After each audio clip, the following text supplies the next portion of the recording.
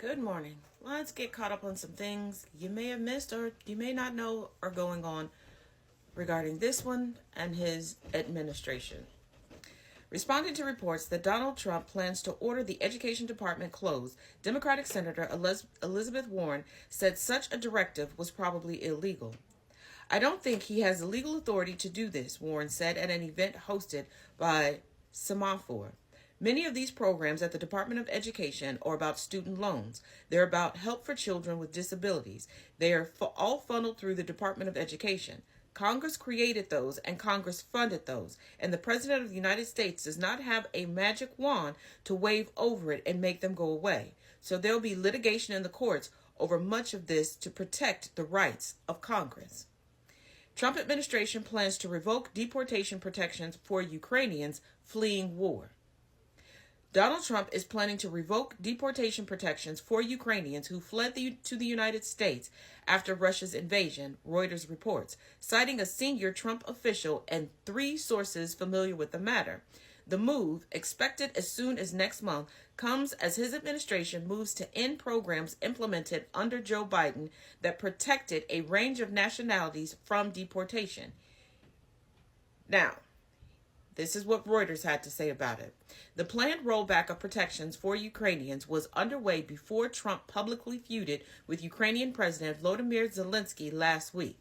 It is part of a broader Trump administration effort to strip legal status for more than 1.8 million migrants allowed to enter the U.S. under temporary humanitarian parole programs launched under the Biden administration, the sources say. U.S. Department of Homeland Security spokesperson Tricia McLaughlin said the department had no announcements at this time. The White House and Ukrainian embassy did not respond to requests for comment. A Trump executive order issued on January 20th called for DHS to terminate all categorical parole programs. The administration plans to revoke parole for about 530,000 Cubans, Haitians, Nicaraguans, and Venezuelans as soon as this month, the Trump official and one of the sources familiar with the matter said, requesting anonymity to discuss internal deliberations. The plan to revoke parole for those nationalities was first reported by CBS News. Migrants stripped of their new parole status could face fast-track deportation proceedings, according to an internal ICE email seen by Reuters. Immigrants who cross the border illegally can be put into the fast-track deportation process known as expedited removal for 2 years after they enter. But for those who enter through legal ports of entry without being officially admitted to the U.S., as with those on parole, there is no time limit on their rapid removal, the email said. So you figured out how to speed up the process to remove somebody from the country but not provide them with legal citizenship. Very telling. A judge to hear arguments over USAID funding after Supreme Court ruling. The battle over USAID will continue in federal court today as a judge weighs a request to unfreeze future funding for the agency that Donald Trump wants to dismantle, according to Reuters. The hearing before Judge Amir Ali comes after the Supreme Court yesterday rejected a request by the Trump administration to stop his order that USAID pay $1.5 billion in contracts to its partners. Reuters reports that Ali ordered the government to detail how they will comply with this ruling in light of the Supreme Court decision. Here's what to know. Despite the Supreme Court's action, the future of the funding remains unclear. The administration said last week that it has made final decisions to terminate more than 90% of USAID foreign aid contracts and more than $58 billion in overall U.S. assistance worldwide, meaning that in its new view, the original freeze that Ali had blocked was no longer in effect. The Supreme Court's ruling acknowledged that the administration said it was unable to comply with Ali's deadline and asked the judge to clarify what the government must do with due regard for the feasibility of any compliance timelines. Ali asked both sides to submit a report on the government's compliance with his order in advance of Thursday's hearing. The plaintiffs have accused Trump of exceeding his authority under federal law and the U.S. Constitution by effectively dismantling an independent federal agency and canceling spending authorized by Congress. They also have said that the administration did not conduct a genuine review before canceling contracts. They are asking Ali, who was appointed by the Republican president's Democratic predecessor, Joe Biden, for an order called a preliminary injunction directing the administration to restore funding while their lawsuit proceeds. We'll discuss more of what's going on with Frumpy and his administration in part 2 that will be linked in the comment. Part 2. Donald Trump's pressure to make Canada the 51st state has prompted the return of a famous patriotic beer ad on the country's airwaves, The Guardian Leland Secco reports. My apologies if I mispronounced it. For a second time in 25 years, the lone figure takes to the stage, an oversized maple leaf flag rippling on the screen behind him as he approaches the microphone. His hair is perhaps a little grayer, but the message remains the same. Canada will not cower to the United States. Ow.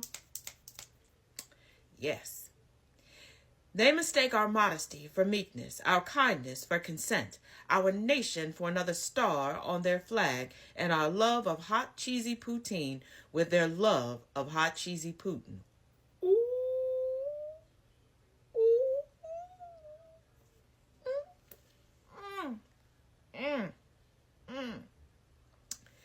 This is the birthplace of peanut butter and ketchup chips and yoga pants. It is the land of universal health care and the bench-clearing brawl, of innovation and optimism and get her done. Are we perfect? No. But we are not the 51st anything.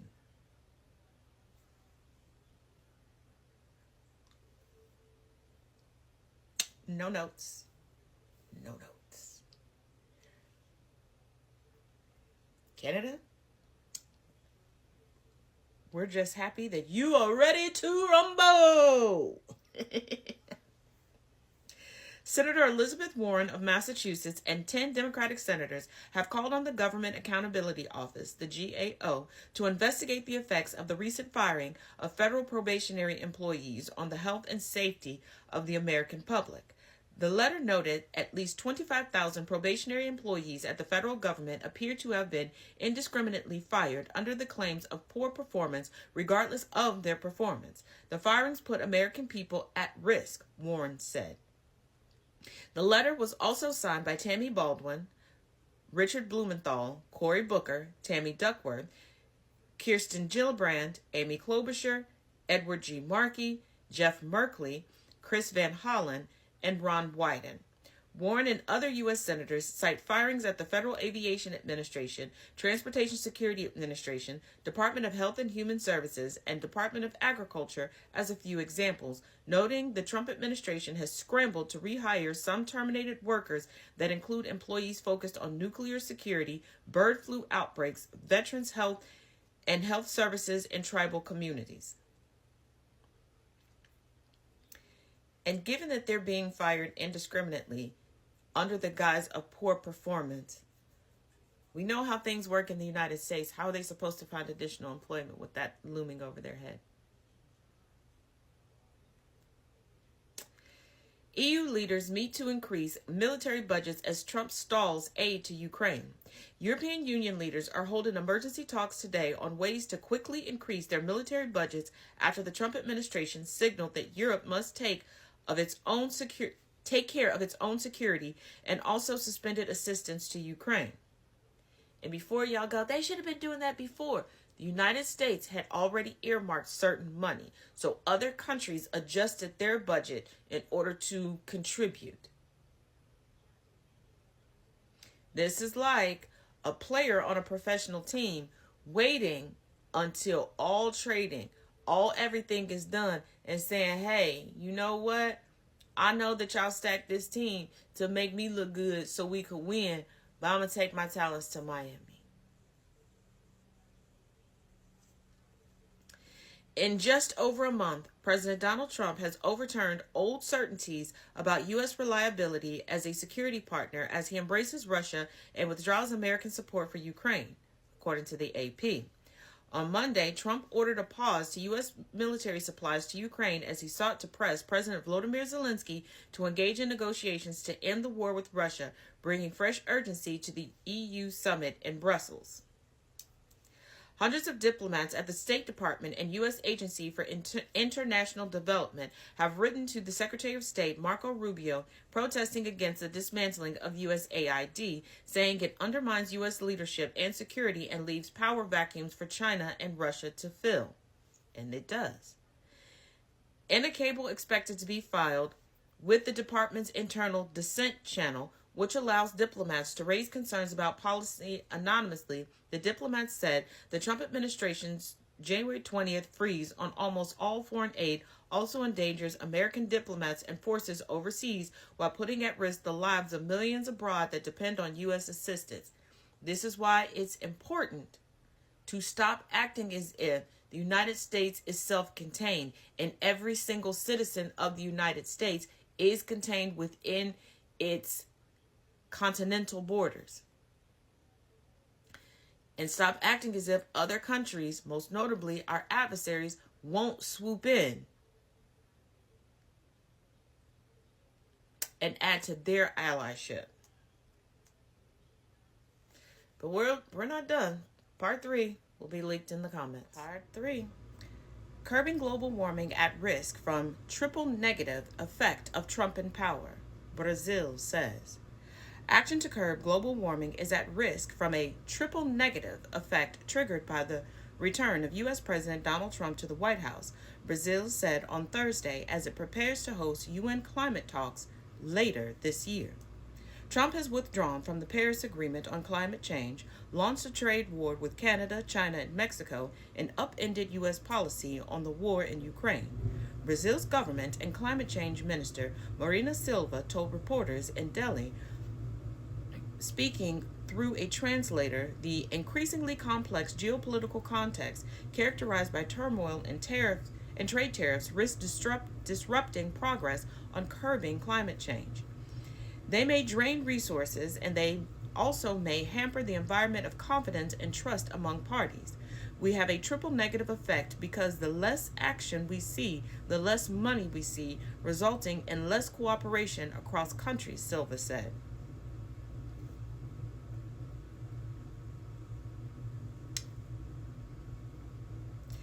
The Republican Party's seizure of the Senate and House of Representatives has ended a congressional investigation into big oil just when it needed it the most, according to the leader of the inquiry.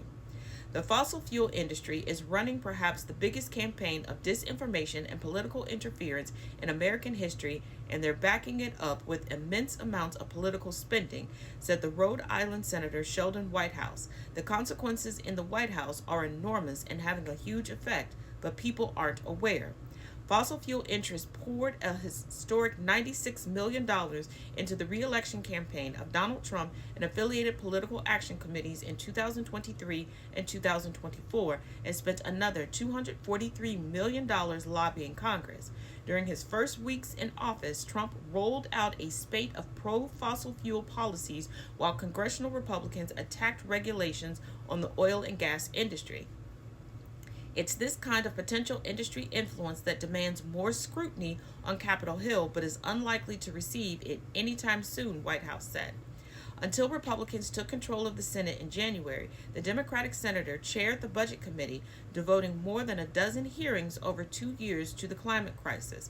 Under his leadership, the committee also helmed an investigation into the oil and gas industry's history of disinformation alongside the House Oversight Committee, which launched the inquiry in 2021.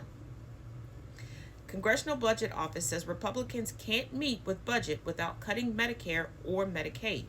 The Congressional Budget Office, CBO, has said that Republicans cannot meet their own budget target to pass Donald Trump's legislative priorities without imposing cuts on Medicare or Medicaid. The House Republican budget blueprint envisions the House Energy and Commerce Committee will cut spending by $88 billion.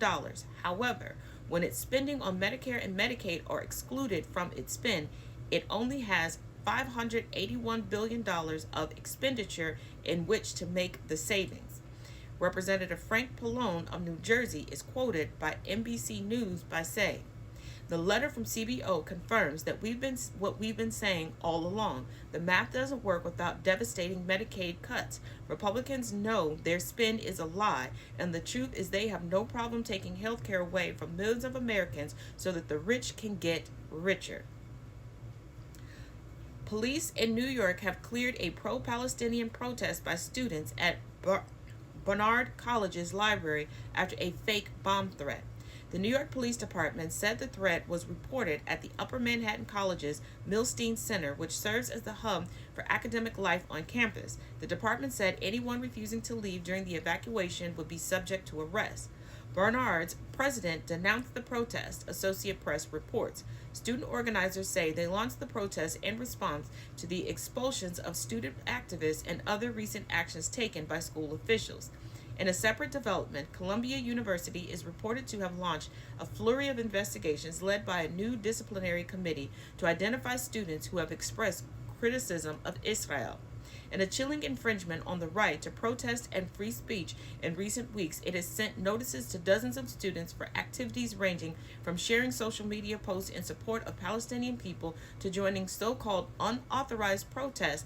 One student activist is under investigation for putting up stickers off campus. Another faces sanctions for co-hosting an art exhibition off campus that focused on last spring's occupation of a campus building. Columbia University senior Miriam Alwyn has been accused of harassment, having written an op-ed in a student newspaper calling for the divestment from Israel. It just felt so dystopian to have something go through rigorous edits only to be labeled discriminatory because it's about Palestine, says Alwan, a Palestinian American comparative studies major. It made me not want to write or say anything on the subject anymore. But Trump just said that he's the president of free speech, right?